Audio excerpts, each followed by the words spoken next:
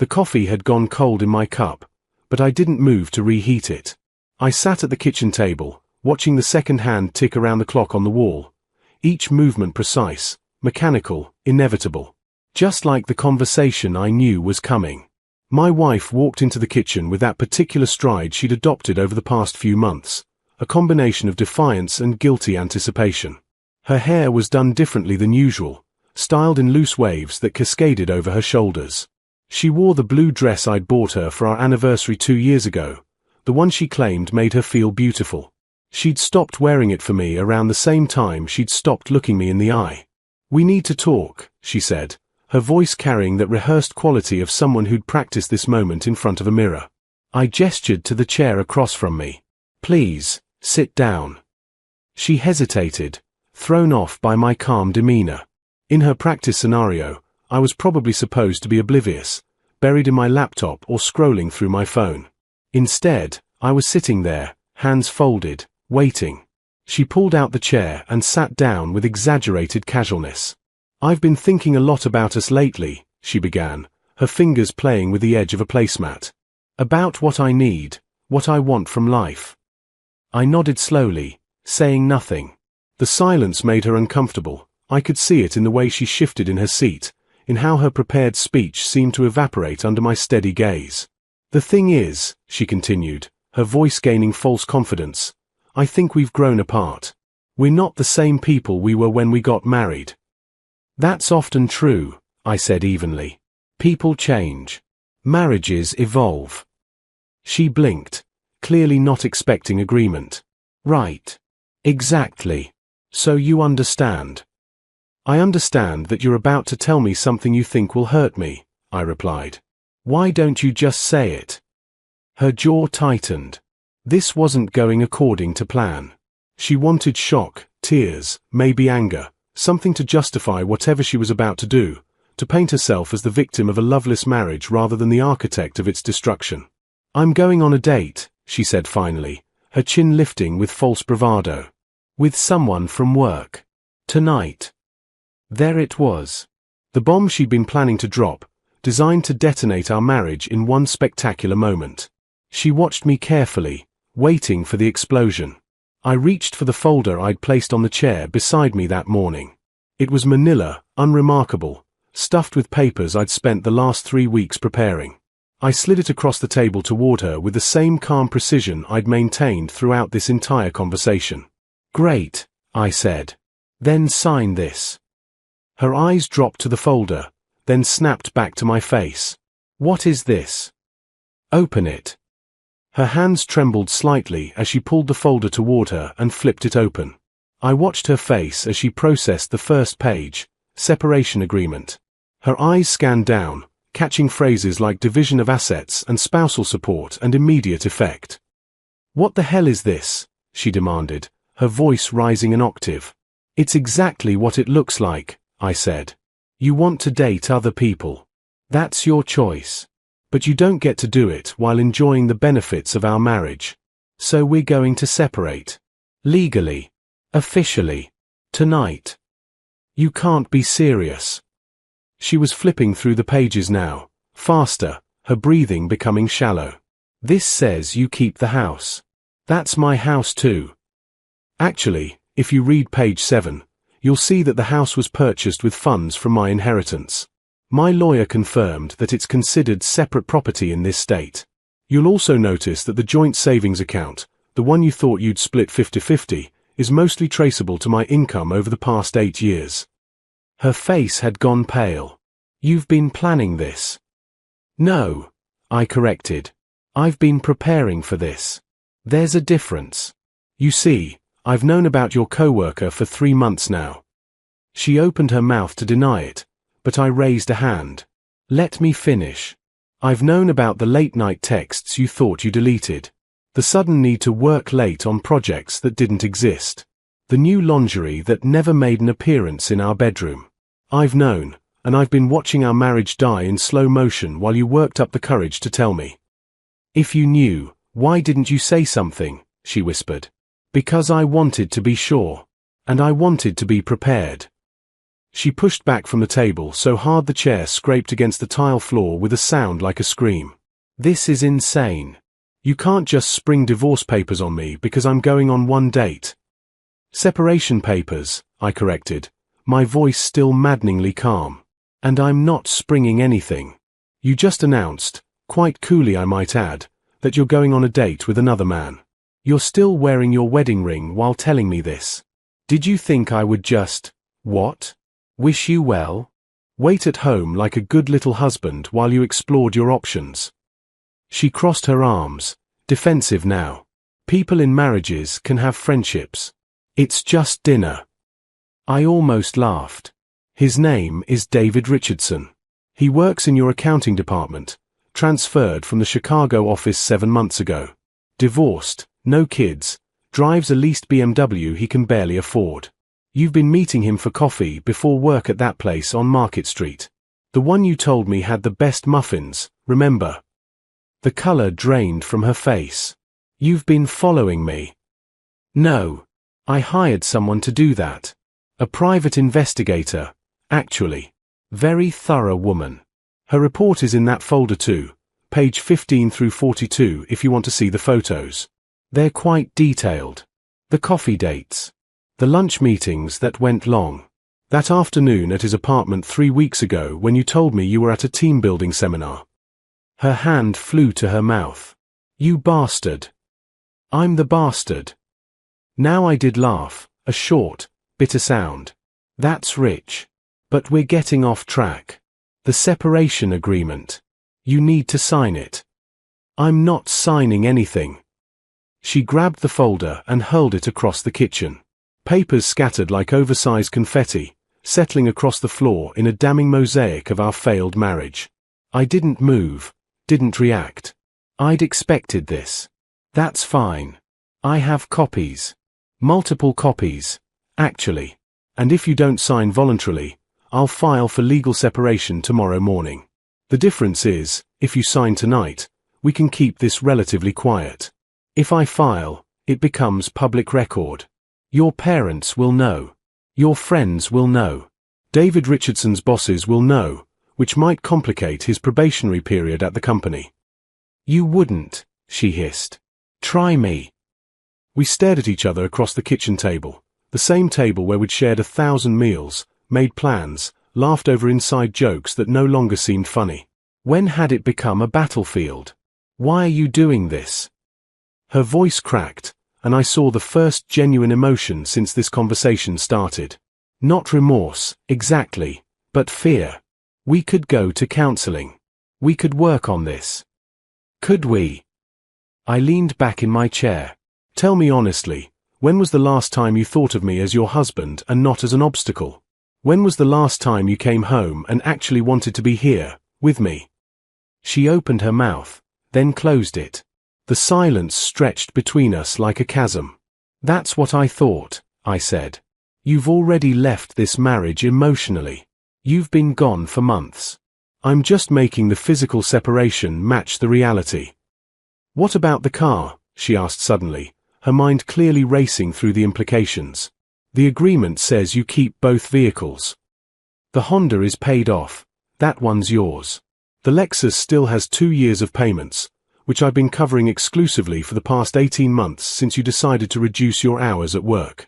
You want the Lexus, you can assume the loan. I can't afford that payment. Then I suggest you take the Honda and be grateful it's reliable. She sank back into the chair, her earlier bravado completely evaporated. I can't believe this is happening. This morning we were fine. No, I said quietly. This morning you were planning how to tell me you were going on a date with another man. That's not fine. That's not even close to fine. This morning, I was already 3 weeks into preparing our exit strategy. We haven't been fine in half a year. So what now? Her voice was small, defeated. You expect me to just move out? You have 2 weeks to find a place. That's generous, considering. If you need help with first month's rent, I'm willing to provide a one-time payment of $3,000. After that, you're on your own. $3,000. She looked up sharply. Our savings account has 47,000 in it. Had, I corrected. I moved the majority to a separate account yesterday. Legal, by the way, my attorney confirmed it. In our state, once separation papers are signed or filed, both parties are entitled to protect their assets. The 3,000 is goodwill. Her face crumpled, and for a moment, I felt something twist in my chest. This was still the woman I'd married, the woman I'd loved. But that woman had made choices, and choices had consequences. I never meant for any of this, she whispered. Yes, you did. Maybe not consciously, but every decision you've made for months has led here. The lies. The secret meetings. You built this moment brick by brick. She looked down at the scattered papers on the floor. And if I refuse to sign? If I fight this? Then we'll do it the hard way, I said simply. And trust me, you don't want that. She bent down and started gathering the scattered papers, her movements mechanical, defeated. I watched her collect each sheet, organizing them with shaking hands back into the folder. When she finally sat back down, the folder clutched to her chest like a shield. I could see tears tracking down her carefully made-up face. How long have you known? She asked, her voice barely above a whisper. Really known, not just suspected. 3 months and 4 days, I said. You came home late on a Tuesday, said you'd been helping a colleague with a presentation. Your shirt was buttoned wrong. Different pattern than when you'd left that morning. Her hand unconsciously went to her collar, as if checking the buttons now. That was... I had changed because I spilled coffee. Don't. I held up a hand. Please don't insult both of us with more lies. I hired the investigator the next day. Had confirmation within a week. She set the folder down on the table, her fingers tracing the edge. Why didn't you confront me then? Because I was angry. Furious, actually. And I knew if I confronted you in that state, I'd say things I couldn't take back, make decisions driven by emotion rather than logic. I paused, remembering those early days, the rage that had consumed me, the nights I'd lain awake planning confrontations that would never happen. So I waited. I channeled everything into preparation instead of destruction. That's so cold, she said, but there was something like admiration mixed with the horror in her voice. Maybe. Or maybe it's the most loving thing I could have done. This way, we both get to walk away with something. If I'd confronted you 3 months ago, said everything I was feeling, we'd be in a much worse place now. She opened the folder again, reading more carefully this time. I could see her processing each clause, each condition, the reality of what her life was about to become settling over her like a shroud. You get the house, most of the savings, both investment accounts, and my grandmother's jewelry. She looked up, anger flashing. The jewelry was a gift to me. Given during the marriage, which makes it marital property. But I'm willing to negotiate on that. There's a list on page 23 of items I consider sentimental versus valuable. You can have the sentimental pieces. The diamond set, the one worth about 30,000, that stays with me. To sell, you mean? To give to someone who deserves it someday, maybe. Or yes, to liquidate if I need to. My choice. She flipped to page 23, scanning the list. You've thought of everything, haven't you? I tried to. My attorney was very thorough. Attorney, she repeated bitterly. Of course you have an attorney. Do I get one? You should absolutely get one. In fact, I'd recommend it. There's a clause in the agreement that gives you 48 hours to have your own legal counsel review everything before it becomes binding. I'm not trying to trick you or hide anything. I want this to be as fair as possible. Fair? She slammed the folder shut. You're taking everything. How is that fair? I'm taking what I brought into this marriage or earned during it, I corrected. The house was my inheritance. The bulk of the savings came from my salary. You can verify that with bank statements. The investments were made with bonuses from my job. You're getting the Honda, which is in your name anyway, $3,000 cash, half of the furniture you want, and your personal belongings. What am I supposed to live on? My salary barely covers your shopping habits, your gym membership, your weekly salon appointments, I finished. You've been living a lifestyle subsidized by my income while working part-time. That ends now. You wanted independence, to explore what you want from life? Well, independence means supporting yourself. She stared at me like I was a stranger.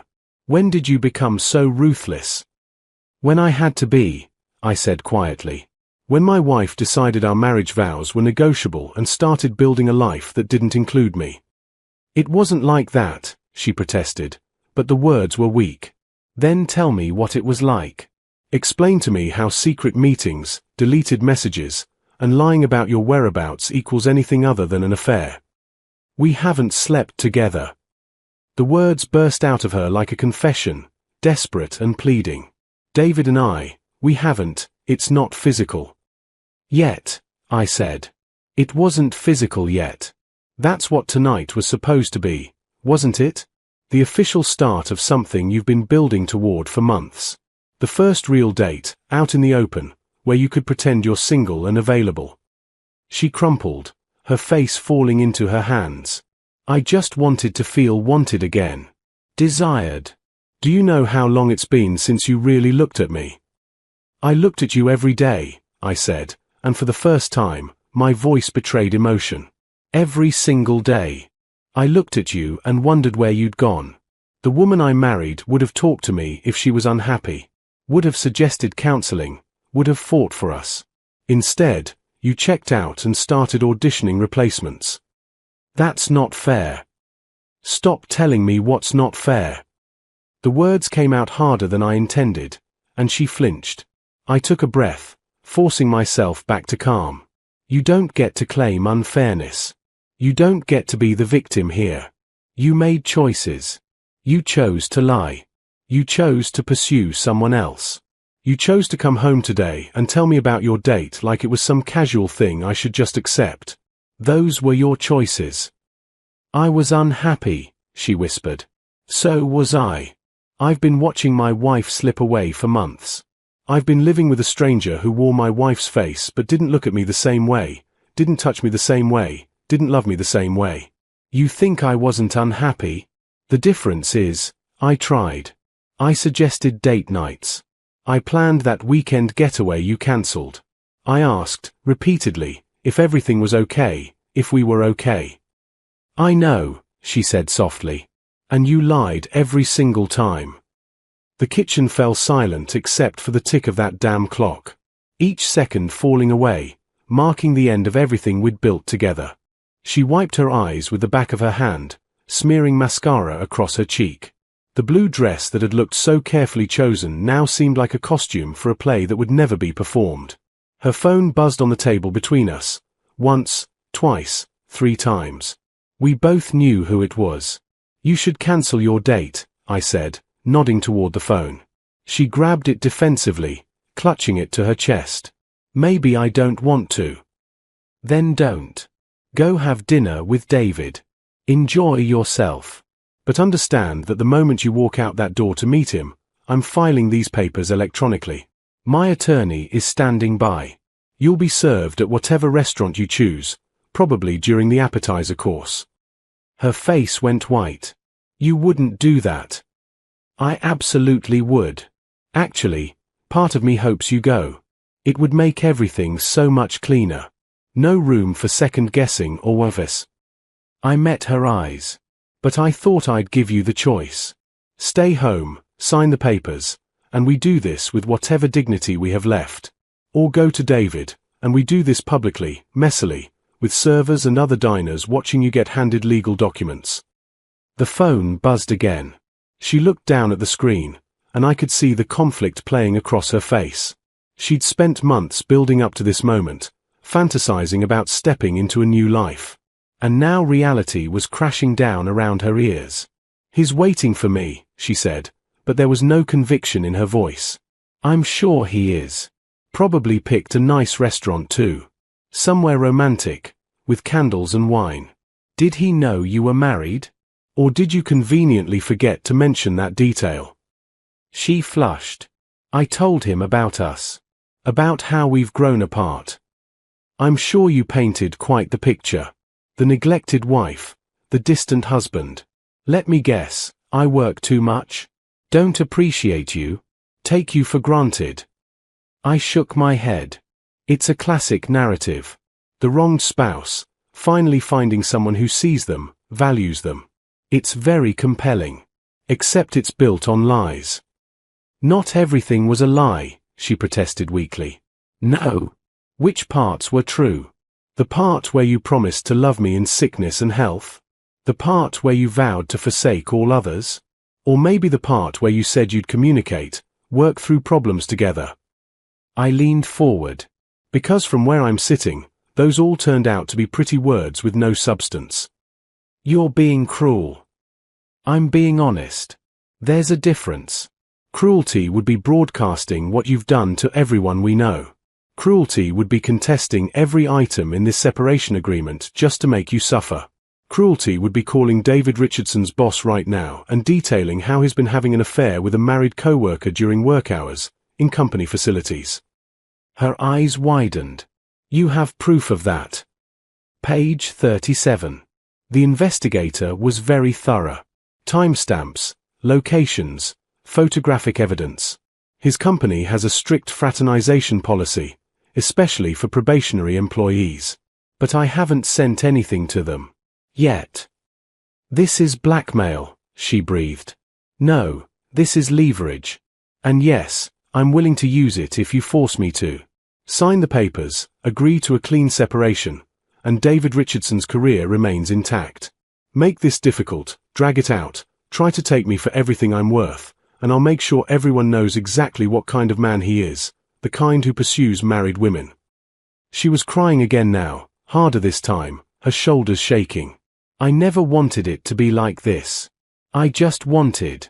I don't know what I wanted. Yes, you do, I said quietly. You wanted excitement. Romance.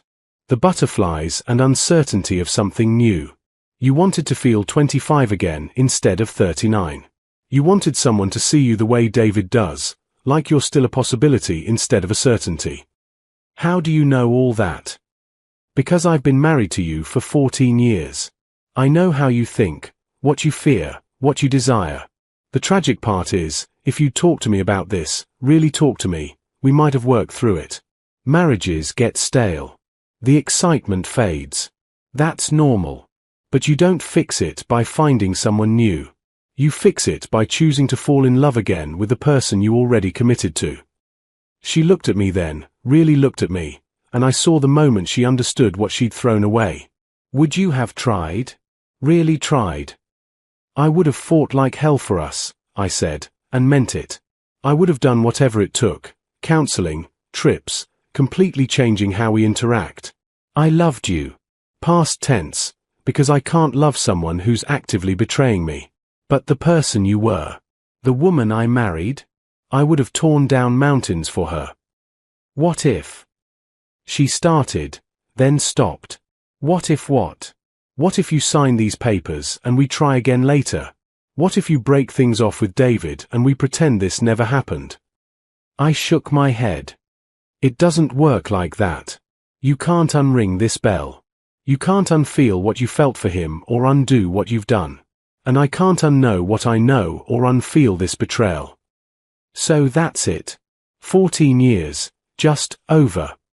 14 years were over the moment you decided another man was worth lying for. I pushed the folder back toward her. This is just making it official. Her phone buzzed yet again.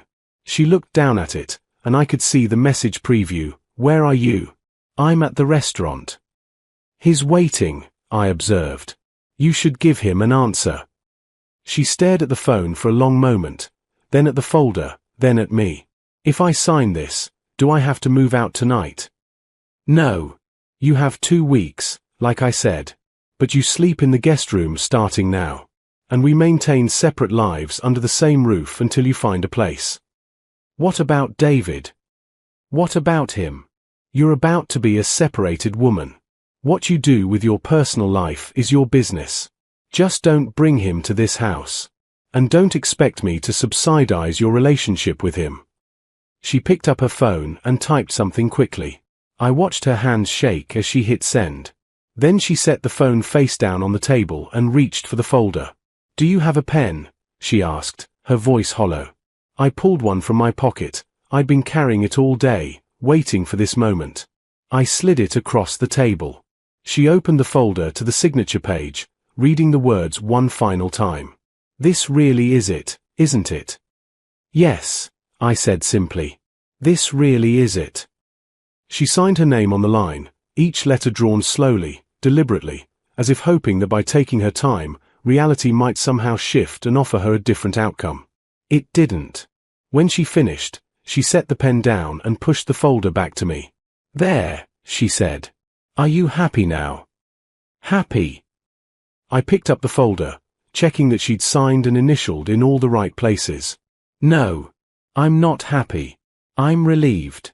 There's a difference." I pulled out my phone and took photos of each signed page, then forwarded them to my attorney with a brief message, "Executed. Please file in the morning." His response came within seconds. "Received. Will process first thing." She watched me do all this with a numb expression, as if she were floating somewhere above the scene, watching two strangers dismantle a life. "What happens now?" "Now." I closed the folder and stood up. "Now I'm going to put these in the safe. You're going to go upstairs and change out of that dress.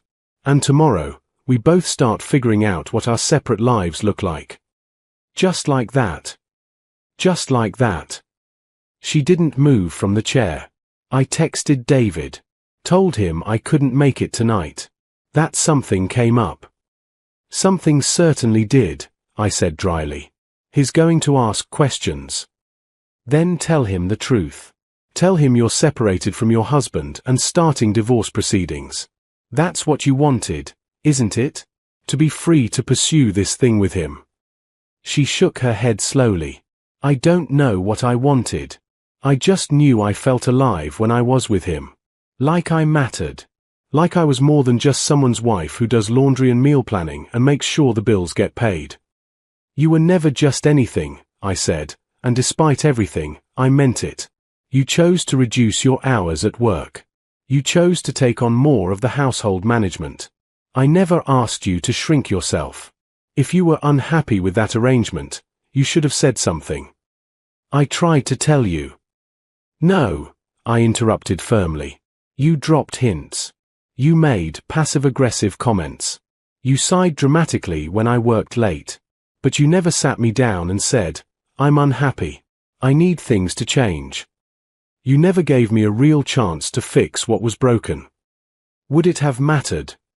Her voice was bitter. "Would you have actually changed, or just promised to and then gone right back to how things were? I guess we'll never know now, will we?" She finally stood up, smoothing down her dress in a gesture that was pure habit. "I'll start looking for apartments tomorrow." "That would be wise. Can I take some furniture? Or do I have to sleep on the floor for 2 weeks?" "Take whatever's listed in the agreement. Everything else stays. If there's something specific you want that's not listed, we can discuss it. Rationally. Without drama." She laughed, a sound without humor. "You've thought of everything, haven't you? Every detail, every possibility." "I had 3 months and 4 days, I reminded her. "That's a lot of time to think." She started toward the stairs, then paused. "Do you hate me?" The question hung in the air between us. I considered it carefully, examining my feelings the way I'd examined every clause in that separation agreement. "No," I said finally. "I don't hate you. Hate requires passion, and I don't feel passionate about you anymore. I feel tired, and sad, and done." Something flickered across her face, hurt, maybe, or recognition. "That's almost worse than hate." "Probably," I agreed. She climbed the stairs slowly, each step heavy with the weight of everything we'd just destroyed. I watched until she disappeared into the hallway, then I carried the folder to my study and locked it in the safe. The photos on my phone would be enough for my attorney to proceed, but I wanted the physical copy secured. My phone buzzed. A text from my attorney, "You okay?" I typed back, "Will be." Another buzz, this time from my best friend, "Still on for lunch tomorrow?" "Absolutely," I replied. "I'll fill you in then." I walked through the house, turning off lights, locking doors, following the same routine I'd followed for 14 years. Except tonight, everything was different. Tonight, I was sleeping in my own bed while my wife, my soon-to-be ex-wife, was in the guest room down the hall. Tonight, the house felt both exactly the same and completely foreign. In the bedroom, I changed into sweatpants and a t-shirt, then sat on the edge of the bed. The photos on the dresser caught my eye, our wedding day, vacations, holidays. 14 years of smiling faces and happy moments that now felt like evidence from someone else's life. I should take them down, I thought. Pack them away. But I left them for now. There would be time for that later. My phone buzzed again. Against my better judgment, I looked. It was from her. "I'm sorry. For what it's worth, I really am sorry." I stared at the message for a long time. Part of me wanted to ignore it, to let the silence speak for itself. But another part, the part that had loved her, that still remembered why I'd married her in the first place, needed to respond. "I know," I typed back. "But sorry doesn't fix this. Nothing can fix this." 3 dots appeared, disappeared, appeared again. Finally, "I know." I set the phone on the nightstand and lay back on the bed, staring at the ceiling. Tomorrow, the paperwork would be filed. The legal machinery would grind into motion. Friends would have to be told. Family would ask questions. Work colleagues would notice that I'd stopped wearing my ring. But tonight, I'd done what I needed to do. I'd protected myself. I'd taken control of a situation that had been spiraling for months. I'd refused to be the victim in my own story. It didn't feel like victory. It felt like survival. Downstairs, I heard the front door open and close quietly. I moved to the window and looked down. My wife was standing in the driveway in jeans and a sweater, her phone pressed to her ear. Even from here, I could see her shoulders shaking. She was crying, talking to someone, David, probably, explaining why she'd cancelled. Maybe even explaining that she'd signed separation papers. I watched for a moment, then stepped back from the window. Her conversation wasn't my business anymore. Her tears weren't mine to comfort. Her choices had led her outside in the cold, seeking solace from someone who wasn't her husband. I climbed into bed and pulled up the blankets. The house settled around me with its familiar creaks and sighs. Somewhere down the hall, a door closed. The water ran briefly. Then silence. This was my life now. Separate. Divided. Mine. And tomorrow, I would wake up and take the first real step toward whatever came next. Not with her. Not for her. Just forward. The clock on the nightstand glowed 11:47 p.m. In 13 minutes, it would be a new day. In a way, it already was. I closed my eyes and, eventually, slept.